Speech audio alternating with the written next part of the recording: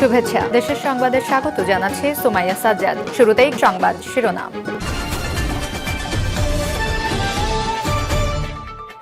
জানিয়ে দেব সর্বশেষ আপডেট বাংলা সংবাদ। শুরুতে এই শিরোনাম। ষড়যন্ত্রকারীরা সরকারকে বেকায়দায় ফেলতে অপতৎপরতায় লিপ্ত বলেছেন তারেক রহমান। এদিকে রাষ্ট্র সংস্কারের পাশাপাশি নির্বাচনের রোডম্যাপ চাইলেন সালাউদ্দিন আহমেদ। এরপরেই জানাবো, মামলা থেকে অব্যাহতি পেলেন গয়েশ্বর রিজভী সহ ১০২ জন। জানিয়ে দেব, আওয়ামী লীগ সরকারের শাসন আমলে সরকারি বাহিনী দ্বারা গুম কমিশনে অভিযোগ দেওয়ার মেয়াদ আরও ১৬ দিন বাড়ানো হয়েছে। আরও জানাবো, বিমানবন্দরে ভিআইপি সার্ভিস পাবেন রেমিটেন্স যোদ্ধারা, জানিয়েছেন আসিফ নজরুল। সর্বশেষ জানাবো, জেনারেল আজিজের ২ ভাইয়ের এনআইডি কার্ড বাতিল ঘোষণা। সবশেষ আপডেট বাংলা সংবাদগুলোর শিরোনাম শুনলেন, এবারে জানাবো বিস্তারিত।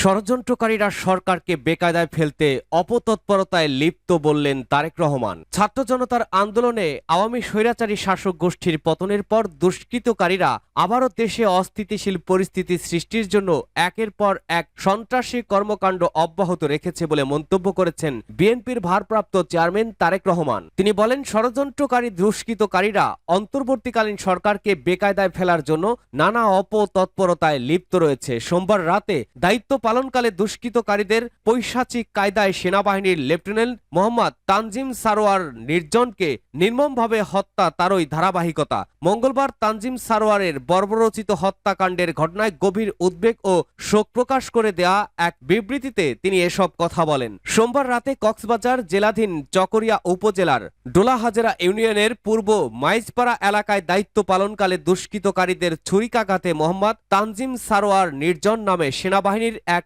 লেফটেন্যান্ট নিহত হয়েছেন। বিবৃতিতে তারেক রহমান বলেন, সেনাবাহিনীর একজন তরুণ অফিসারকে হত্যার মাধ্যমে দুষ্কৃতকারীরা তাদের অবস্থান জানান দিল। এসব দুষ্কৃতকারীদের কঠোর হস্তে দমন করতে না পারলে দেশের মানুষের জানমালের নিরাপত্তা চরম হুমকির মুখোমুখি দাঁড়াবে। ষড়যন্ত্রকারীরা ওত পেতে বসে রয়েছে দেশে বিশৃঙ্খলা সৃষ্টির মাধ্যমে ফায়দা লুটতে, আর সেজন্য গণতন্ত্র প্রতিষ্ঠা সহ দেশে শান্তি, স্থিতিশীলতা ও জনগণের নিরাপত্তা নিশ্চিত করতে দুষ্কৃতকারীদের দমনে সকল শ্রেণী পেশার মানুষকে ঐক্যবদ্ধ থাকতে হবে। রাষ্ট্র সংস্কারের পাশাপাশি নির্বাচনী রোডম্যাপ চাইলেন সালাউদ্দিন। বিএনপির স্থায়ী কমিটির সদস্য সালাউদ্দিন আহমেদ মনে করেন, অন্তর্বর্তীকালীন সরকার রাষ্ট্র সংস্কার চালিয়ে গেলেও পাশাপাশি নির্বাচনী রোডম্যাপ ঘোষণা করা জরুরি। তিনি বলেন, রোডম্যাপ ঘোষণা করা হলে জনগণ বুঝতে পারবে যে দেশে চলমান সংস্কার কার্যক্রম গণতান্ত্রিক পথেই এগোচ্ছে এবং এর মাধ্যমে তারা তাদের গণতান্ত্রিক অধিকার পুনরুদ্ধার করতে পারবে। মঙ্গলবার কক্সবাজার শহরের একটি হোটেলে সাংবাদিকদের সঙ্গে আলাপকালে তিনি এই মন্তব্য করেন। এর আগে ৪ আগস্ট আওয়ামী লীগের নেতাকর্মীদের হামলা ও অগ্নিকাণ্ডে ক্ষতিগ্রস্ত জেলা বিএনপির কার্যালয় পরিদর্শন করেন সালাউদ্দিন। তিনি আরো বলেন, সব রাজনৈতিক দলের আকাঙ্ক্ষা হচ্ছে যৌক্তিক সময়ের মধ্যে সংস্কার কার্যক্রম সম্পূর্ণ করতে হবে। এই সংস্কার কার্যক্রম হবে নির্বাচনমুখী, যাতে কোনো ষড়যন্ত্রের সুযোগ না থাকে এবং গণতান্ত্রিক প্রক্রিয়া ব্যাহত না হয়। সে লক্ষ্যে নির্বাচনী রোডম্যাপ ঘোষণা অত্যন্ত জরুরি। ছাত্র জনতার রক্তস্নাত আন্দোলনের বিজয়কে অর্থবহ করতে হবে উল্লেখ করে বিএনপির এই নেতা বলেন, অভ্যন্তরীণ ষড়যন্ত্র থেকে সবাইকে সতর্ক থাকতে হবে। দেশের শৃঙ্খলা ফিরিয়ে আনতে এবং গণতন্ত্রের সুফল দেশের মানুষের কাছে পৌঁছতে দল মত নির্বিশেষে সবাইকে কাজ করতে হবে। সাংবাদিক সহ সবাইকে ঐক্যবদ্ধ হয়ে কাজ করার আহ্বান জানিয়ে তিনি আরো বলেন, বাংলাদেশ যে একটি আইনের শাসনের রাষ্ট্র তা বিশ্ববাসীকে দেখাতে হবে। স্বাধীন দেশের নাগরিক হিসেবে যেন সবাই মেরুদণ্ড সোজা করে দাঁড়াতে পারে, তার জন্য সাংবাদিক সহ সবাইকে একসঙ্গে কাজ করতে হবে। মামলা থেকে অব্যাহতি পেলেন গয়েশ্বর রিজভী সহ ১০২ নেতা।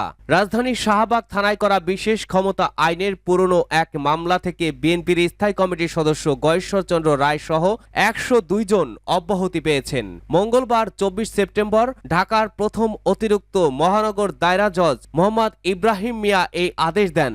মামলা থেকে আরও অব্যাহতি পেয়েছেন বিএনপির জ্যেষ্ঠ যুগ্ম মহাসচিব রুহুল কবির রিজভী, বিএনপির যুগ্ম মহাসচিব হাবিবুন নবী খান সোহেল, ঢাকা মহানগর উত্তর বিএনপির আহ্বায়ক সাইফুল আলম নীরব, যুবদলের সাবেক সভাপতি সুলতান সালাউদ্দিন টুকু, বিএনপির চেয়ারপারসন খালেদা জিয়ার বিশেষ সহকারী শামসুর রহমান শিমুল বিশ্বাস। উল্লেখ্য 2018 সালের 31 জানুয়ারি হাইকোর্ট মাজারের সামনে পুলিশের কাজে বাধা ও যান চলাচল বন্ধের অভিযোগে বিশেষ ক্ষমতা আইনে শাহবাগ থানায় মামলা করে পুলিশ। মামলাটি তদন্ত করে 2020 সালের 28 জানুয়ারি বিএনপি নেতাদের বিরুদ্ধে আদালতে অভিযোগপত্র জমা দেন ঢাকা মহানগরের গোয়েন্দা পুলিশ। গুম কমিশনে অভিযোগ দেওয়ার মেয়াদ 16 দিন বাড়ল। গুম সংক্রান্ত কমিশন অব ইনকোয়ারিতে অভিযোগ দায়েরের সময়সীমা বাড়ানো হয়েছে। আগামী 10 অক্টোবর পর্যন্ত গুম সংক্রান্ত কমিশন অব ইনকোয়ারিতে অভিযোগ জানানো যাবে। আগে এই সময়সীমা ছিল 30 সেপ্টেম্বর পর্যন্ত। মঙ্গলবার গুম সংক্রান্ত কমিশন অব ইনকোয়ারির জনসংযোগ কর্মকর্তা নাসির উদ্দিন গণমাধ্যমকে তথ্য জানিয়েছেন। তিনি জানান, 2009 সালের 6 জানুয়ারি থেকে 2024 সালের 5 আগস্ট পর্যন্ত এই সময়ের মধ্যে জোরপূর্বক গুমের ঘটনার ভিকটিম নিজে অথবা পরিবারের কোনো সদস্য বা আত্মীয় স্বজন বা গুমের ঘটনার প্রত্যক্ষদর্শী বা কোনো ব্যক্তি সশরীরে কমিশনের কার্যালয়ে উপস্থিত হয়ে অথবা ডাকযোগে অথবা কমিশনের ইমেইলে অভিযোগ দায়ের করতে পারবেন। সকাল 10:30 থেকে বিকাল 4টা পর্যন্ত অভিযোগ দাখিল করা যাবে। তবে এই সময়সূচি অনুযায়ী অভিযোগ দাখিলের ক্ষেত্রে হটলাইনের মাধ্যমে অ্যাপয়েন্টমেন্ট নেওয়ার অনুরোধ করা হয়েছে। Hotline number 01701662120। টেলিফোন নাম্বারটি হচ্ছে 02588812121। এছাড়া ইমেইল অ্যাড্রেস হচ্ছে educommission.bd@gmail.com edcommission.bd@gmail.com। এর আগে গত 27 আগস্ট আওয়ামী লীগের শাসনামলে গুম হওয়া ব্যক্তিদের সন্ধানে তদন্ত কমিশন গঠন করে প্রজ্ঞাপন জারি করা হয়েছিল। এরপর 15 সেপ্টেম্বর আওয়ামী লীগের শাসনামলে আইন শৃঙ্খলা রক্ষাকারী বাহিনীর হাতে গুম হওয়া ব্যক্তিদের সন্ধানে গঠিত এই তদন্ত কমিশনের দায়িত্বে পরিবর্তন আনা হয়। একই সঙ্গে প্রতিবেদন জমা দেওয়ার সময়ও বাড়ানো হয়।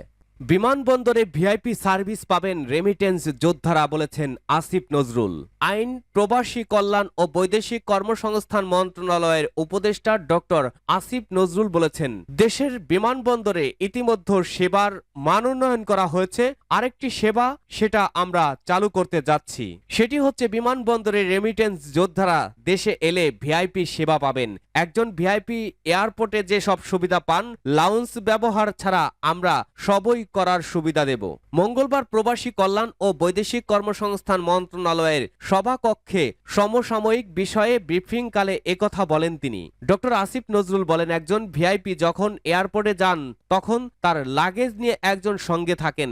চেক ইন করার সময় সঙ্গে একজন থাকেন, ইমিগ্রেশন করার সময় পাশে একজন থাকেন। প্রাথমিকভাবে আমরা মধ্যপ্রাচ্যের কর্মীদের টার্গেট করেছি, ইউরোপের কর্মীদের পরে করব। প্রথম স্তরে মধ্যপ্রাচ্যে যাওয়া এবং ফেরত আসা একজন কর্মী ভিআইপি ট্রিটমেন্ট পাবেন। লাউঞ্জ ব্যবহার করতে দেওয়ার বিষয়ে আমরা পরে চিন্তা করছি, এটা অনেক পরের কাজ। তিনি বলেন, আগামী 2 সপ্তাহ থেকে 1 মাসের মধ্যে আমরা যেটা করব, বিমানবন্দরে যাওয়ার পর একজন কর্মীর যে অসহায় অবস্থা তৈরি হয় সেটি দূর করব। তিনি আরো বলেন, কর্মী কোন গেট দিয়ে প্রবেশ করবেন, চেক ইন কিভাবে করবেন, ফর্ম পূরণ করা লাগলে কিভাবে করবেন, ইমিগ্রেশনে কোনো কাগজ চাইলে কিভাবে সেটি করবেন, এসব কাজে নিয়োজিত থাকবে বিমানবন্দরের প্রবাসী কল্যাণ ডেস্ক। প্রয়োজনে আউটসোর্সিং এর মাধ্যমে ট্রেনিং দিয়ে নতুন লোক নিয়োগ করব। আমরা এটি 2 সপ্তাহ থেকে 1 মাসের মধ্যে বাস্তবায়ন করব।